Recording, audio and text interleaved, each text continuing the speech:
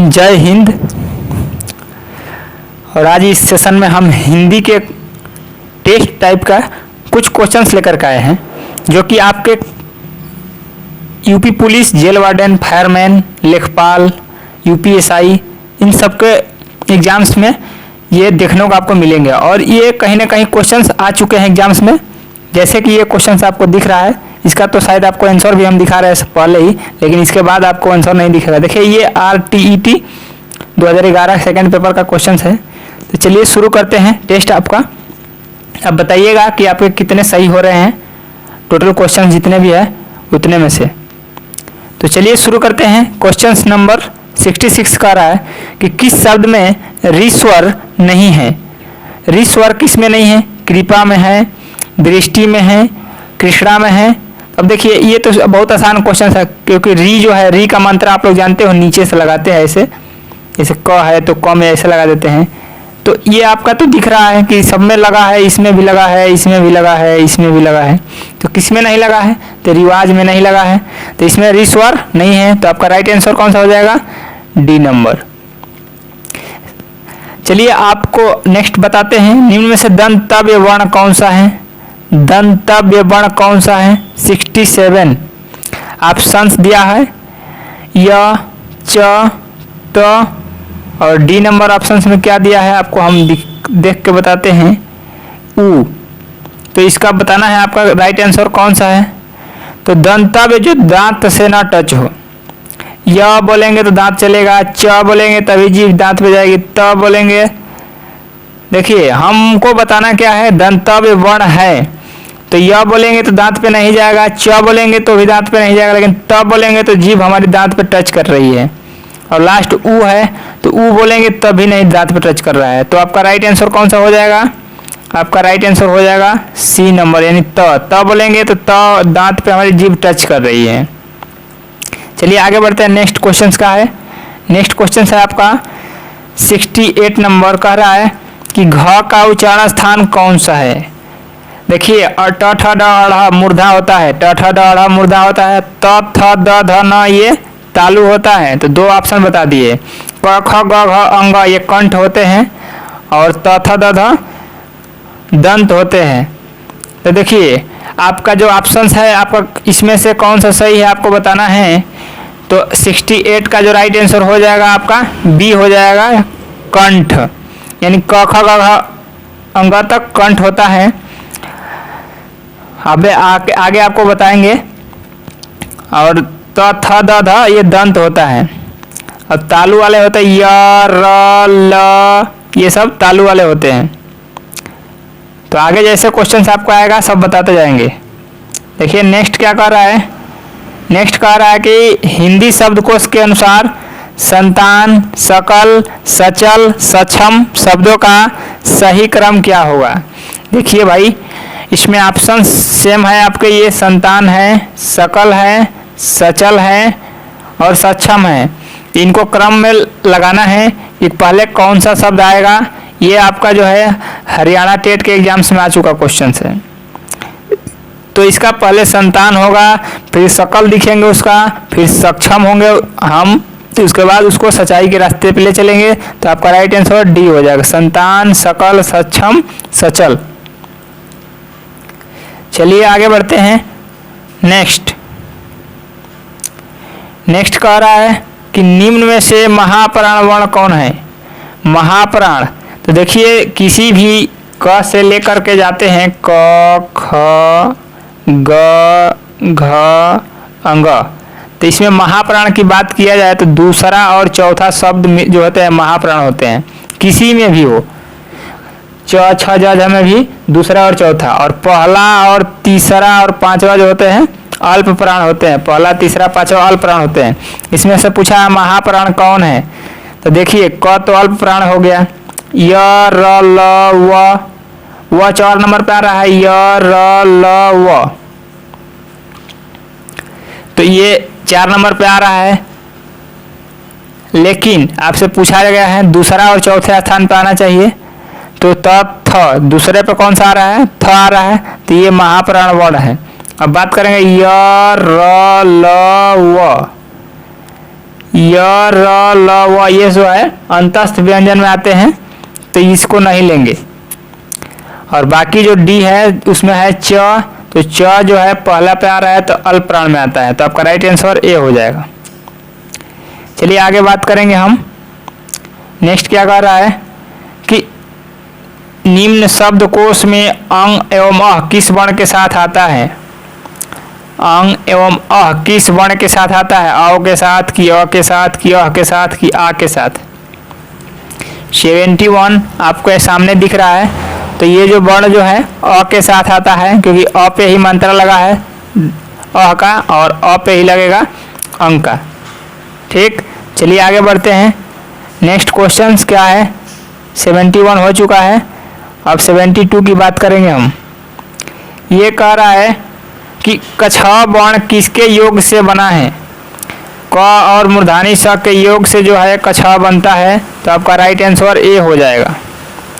बाकी ये गलत हो जाएगा, ये आपको भरमाने के लिए दिया गया है।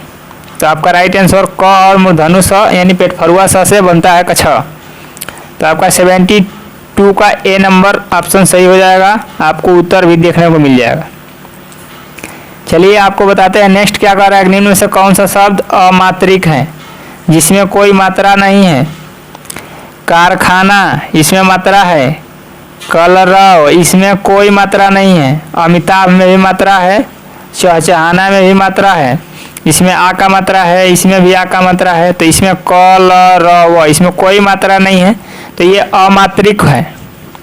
तो आपको बता दिए हम कि ये अमात्रिक हो गया, सी नंबर। चलिए आगे बढ़ते हैं। नेक्स्ट पर कह रहा है कि प्रयत्न के आधार पर ल किस प्रकार की ध्वनि है? प्रयत्न के आधार पर ल किस प्रकार की ध्वनि है? पार्श्विक, उत्क्षिप्त, प्रकंपित, संघर्षशील। तो ल जो है आपका पार्श्विक ध्वनि है। य, र, ल, व, ल जो है पार्श्विक ध्वनि है, तो आपका आंसर ये सही हो गया। आगे बात करेंगे हम। हिंदी की ब ध्वनि जो है, ब ध्वनि है किसमें है, कौन से में है? दंतव्य में आती है, कोष्ठव्य में आती है, कि बत्सर ध्वनि में आती है, कि तालव्य में आती है? तो ये जो है आपकी हिंदी की जो है ये आपकी आती है ओष्ठ ध्वनि ब, क्योंकि ओठ जो है सट रहे हैं बोलने पे ब। आगे बढ़ते हैं हम। नेक्स्ट कह रहा है कि निम्न में से दंत ध्वनि कौन सी है जिसमें दांतों का प्रयोग हो रहा है? तो त बोलेंगे तो दांत पे आएगा। कंठ में क, तो ये कंठ हो गई और ये दंत हो गई। चलिए आगे बढ़ते हैं। आपको डाटा जो भी एक्स्ट्रा आएगा बताते चलेंगे। निम्न में से कौन सा स्वर समृद्ध है? समृद्ध जिसमें मुंह थोड़ा सा खुले, कितना खुले? अ, आ, ओ। समृद्ध मतलब कुछ वृत्त के आकार का मुंह बन जाए। ए बोलेंगे तो मुंह का आकार का वृत्त नहीं बनेगा। ई बोलेंगे तो भी नहीं बनेगा। आ, आओ, आओ बोलेंगे तो हल्का बनेगा। आ बनेंगे तो पूरा बनेगा। तो आपसे पूछा गया है कौन सा समृद्ध है, तो देखिए इसका जो है समृद्ध स्वर समृद्ध पूछा है। समृद्ध मतलब जो है ई एकदम हल्का सा वृत्त बने, तो हल्का सा वृत्त बनेगा, तो ये सी नंबर आपका ऑप्शन सही हो जाएगा, ई वाला। और देखिए आपका पूरा वृत्त विवृत कहता है, यहाँ पे अगर विवृत रहता, विवृत तो क्या होता? तो विवृत रहता तो आ होता, आ पूरा बड़ा वृत्त बनता। बी माने दीर्घ वृत्त, बिग वृत्त। तो इसमें समृद्ध बोला है तो ई हो जाएगा। चलिए आगे बढ़ते हैं। नेक्स्ट कह रहा है कि निम्न ध्वनियों में से कौन सी दंतोष्ठ है? दांतों से जो है और होठों से दोनों से लग रही है। थ, फ, म और व। तो इसमें से आपको बताना है कौन सी दांत और होठ दोनों से लग रही है। तो आपका जो राइट आंसर हो जाएगा वह हो जाएगा दांत और होठ दोनों से लगती है ये। तो इसका हो जाएगा दंतोष्ठ जो है वह होगा। नेक्स्ट बात करेंगे 79 की। क्या कर रहा है कि इनमें से कौन सा मूर्धन्य ध्वनियों का समूह है, तो ट ठ ड ढ ड़ ये सब मूर्धन्य होता है। और त थ द ध न ये दंत होते हैं, दांतों से इसमें लगते हैं। तो आपका इस क्वेश्चन के अनुसार जो आंसर हो जाएगा बी नंबर ऑप्शन सही हो जाएगा। तो 79 का जो है बी हो गया। अब बात करेंगे 80 का। 80 नंबर क्वेश्चन क्या कह रहा है, ये तो 79 ही है। अब 80 कह रहा है कि इसमें से कौन सा तालव्य ध्वनियाँ हैं। तालव्य मतलब जो तालु से, तो त थ द ध न ये जो है आपको बताए थे। अच्छा, त थ द दंतोष्ट बताए थे। तो तालव्य जो है च छ ज झ होती है। सॉरी, एक बार हम मिस्टेक कर दिए थे, वहाँ पे हम सही बताए हैं, यहाँ पे अभी बोल थे गलती। तो देखिए त थ द ध न जो होती है वो क्या होती है, ये त थ द ध न ये दंतोष्ट है, दांतों से दंत ध्वनि है, दंत, ठीक। और दंतोष्ट पूछता तो य र ल व हो जाता है। और तालव्य पूछा है तो च छ ज झ होगा। चलिए आगे बढ़ते हैं 82 की तरफ। 81 की तरफ कह रहा है कि इनमें से कौन सा अल्प प्राण है। तो अल्प प्राण की बात करेगा तो क ख ग घ ङ त थ। देखिए दूसरा चौथा जो होता है महाप्राण में आता है, तो इसमें अल्प प्राण पूछा गया है। तो त थ द ध ये भी 4 नंबर पे आता है। अब त थ तो थ भी आता है 2 नंबर पे। तो दूसरा और चौथा जो है महाप्राण है, तो त स्टार्टिंग में आता है। तो पहला, तीसरा, पांचवा जो होता है किसी का भी अल्प प्राण होता है। तो इसका डी नंबर में त दिया है, तो आपका राइट आंसर 81 का डी हो जाएगा। चलिए 82 की बात कर लेते हैं हम। कह रहा है कि हिंदी की स्पर्श घोष महाप्राण दंत व्यंजन कौन सी है। दंत्य व्यंजन कौन सी है। हिंदी की जो है स्पर्श हो, घोष हो, महाप्राण हो, सब होना चाहिए। महाप्राण आ गया है तो इसका ध्यान रखिएगा कि दूसरा और चौथा ही होगा। तो दूसरा चौथा थ पे दूसरा आता है ये, इसमें क्या ह, तो ह तो दूसरा पे आता नहीं, ट ठ ये भी दूसरा पे आता है। और ये अब घोष और महाप्राण, घोष अघोष और महाप्राण ये आपको जानकार होना चाहिए। तो घोष अघोष की बात किया जाए तो जो महाप्राण होता है वो घोष होता है। तो 82 का राइट आंसर कौन सा हो जाएगा, सी हो जाएगा। तो ये थ जो हो जाएगा घोष भी होगा, महाप्राण भी होगा। अघोष की बात करता है तो जैसे क ख ग घ अंग लिखते हैं ना, तो इसमें अघोष की बात करता है तो पहला, तीसरा और पांचवा जो है अघोष हो जाता है। जो अघोष होता है वो अल्प प्राण होता है और जो घोष होता है वो महाप्राण होता है। ये बस ध्यान में रखेंगे तो आपका हो जाएगा। देखिए जीआईसी लेक्चरर के एग्जाम्स में आया था क्वेश्चन। चलिए नेक्स्ट क्या कर रहा है कि हिंदी की स्पर्श घोष महाप्राण, घोष भी हो, महाप्राण हो, ओष्ठ व्यंजन हो। घोष, महाप्राण और ओष्ठ से, ओठ से बोला जाने वाला हो। ये दंत से पूछा था तो थ आ गया। अब ओठ से पूछेगा तो ओ आ ट ठ ब भ। तो देखिए भ जो है ओठ टच कर रहा है, भ म भ। तो ये जो है घोष भी है, प फ ब भ म 4 नंबर पे आ रहा है। तो घोष भी है, महाप्राण भी है और ओठ बोल रहा है इसमें।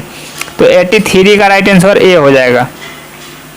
84 की अब क्वेश्चन समाप्त होते हैं। मिलेंगे नेक्स्ट अपडेट के साथ नेक्स्ट वीडियो में। तब तक के लिए जय हिंद। वीडियो कैसा लगा कमेंट में जरूर बताइएगा। कुछ सुधार करना होगा तो भी बताइएगा।